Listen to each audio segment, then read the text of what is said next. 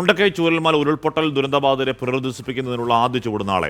Elston എസ്റ്റേറ്റിലെ township മുഖ്യമന്ത്രി പിണറായി വിജയൻ നാളെ തറക്കല്ലിടും. പ്രതിപക്ഷ നേതാവ് വി ഡി സതീശനും വയനാട് MP പ്രിയങ്ക ഗാന്ധിയും ചടങ്ങിൽ പങ്കെടുക്കും. തറക്കല്ലിടൽ ചടങ്ങിനുള്ള ഒരുക്കങ്ങൾ ഇവിടെ പുരോഗമിക്കുകയാണ്. അതിനിടെ പാടിയിലുള്ളവർക്ക് പുനരധിവാസത്തിന് പ്രത്യേക പാക്കേജ് വേണമെന്ന് ജനശബ്ദം ആക്ഷൻ കമ്മിറ്റി ആവശ്യപ്പെടുകയും ചെയ്തു. ദുരന്തബാധിതർക്കൊപ്പം വയനാട് കൽപ്പറ്റയിൽ നിന്നും സുർജിത്ത് അയ്യപ്പത്ത് ചെയ്യുന്നു. സുർജിത്ത്, കുറച്ച് വൈകിയാണെങ്കിൽ കൂടിയും നാളെ ഒരു തറക്കല്ലിടുന്നു എന്നുള്ള ആ വാർത്തയോട്, ഒരുക്കങ്ങളോട് ദുരന്തബാധിതരുടെ പ്രതികരണം എങ്ങനെയാണ് സുർജിത്ത്? എന്തായാലും നേരിട്ട് തന്നെ ഹാഷ്മി നമുക്ക് ആ പ്രതികരണത്തിലേക്ക് തന്നെ പോകാം. ഇത് ഈ ചൂരൽമല, മുണ്ടക്കൈ, റാട്ടപ്പാടി, ഒപ്പം തന്നെ അട്ടമല പ്രദേശത്തുള്ള ആളുകൾ, അവരുടെ എല്ലാം തന്നെ പ്രതിനിധികൾ എന്ന നിലയ്ക്ക് 5 പേര് ഇവിടെയുണ്ട്. ഈ ചേച്ചി ചൂരൽമല സ്വദേശിയാണ്. നിങ്ങൾ ലിസ്റ്റിലുണ്ടല്ലോ അല്ലേ? എന്താണ് പറയാനുള്ളത്? ഇപ്പോൾ വീട്ടിലേക്ക് പോകുന്നു പറയാനെന്ന് പറഞ്ഞാൽ ഞങ്ങൾക്ക് വളരെ സന്തോഷമുണ്ട്. നാളെ തറക്കല്ലിടുക എന്ന് പറയുമ്പോൾ സന്തോഷമുണ്ട്. ഞങ്ങൾക്ക് വീട് കിട്ടുക, പക്ഷെ ഞങ്ങളെല്ലാം നഷ്ടപ്പെട്ടാണ്. ഞങ്ങൾ എത്രയോ എസ്റ്റേറ്റിൽ കഷ്ടപ്പെട്ട് ഒരു വീടുണ്ടാക്കിയതാണ്. ആ വീട് മൊത്തം പോയി. ഞങ്ങൾ അതിൻ്റെ ഉള്ളിൽ നിന്ന് ഒരു നിമിഷം തലനാരയ്ക്കാണ് ഞങ്ങൾ രക്ഷപ്പെട്ടത്. എന്തോ ദൈവ കാരുണ്യമായിരിക്കും വിചാരിക്കുന്നു. സന്തോഷമുണ്ട്. നിങ്ങൾ സ്ഥലം പടവട്ടിക്കുന്നാണല്ലോ അല്ലേ?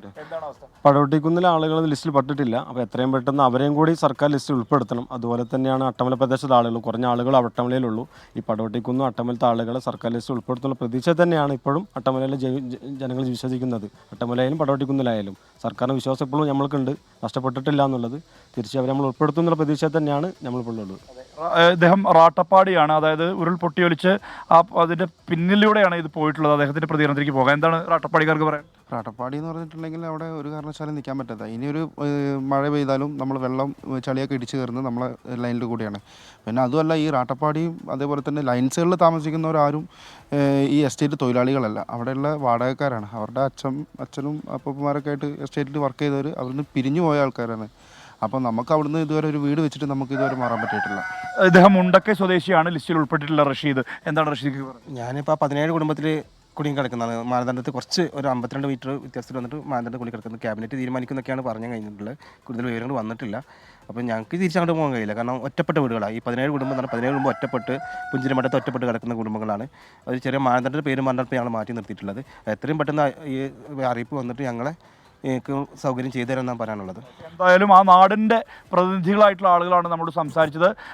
സർക്കാരിൻ്റെ ആദ്യ ചുവടുവെപ്പ് അത് പുനരധിവാസമാണ്, അതിലേക്ക് പോകുന്നു. ദുരന്തബാധിതർക്ക് ആശ്വാസമാണ്. ഇനി ലിസ്റ്റുമായി ബന്ധപ്പെട്ട കാര്യങ്ങളിലാണ് അല്പം കൂടി ഇത്തരത്തിലുള്ള വിഷയങ്ങൾ നിലനിൽക്കുന്നത്. ഇവരെയെല്ലാം തന്നെ പരിഗണിക്കുന്ന ഒരു ലിസ്റ്റ് കൂടി ഉണ്ടാകണം എന്നുള്ള അഭ്യർത്ഥനയാണ് ഈ നാട്ടുകാർ ഉന്നയിക്കുന്നത്. ഹാഷ്മി. ഓക്കെ, സുജിത്ത് അയ്യപ്പത്താണ് ആ വാർത്തയുടെ വിവരങ്ങൾ നൽകിയത്.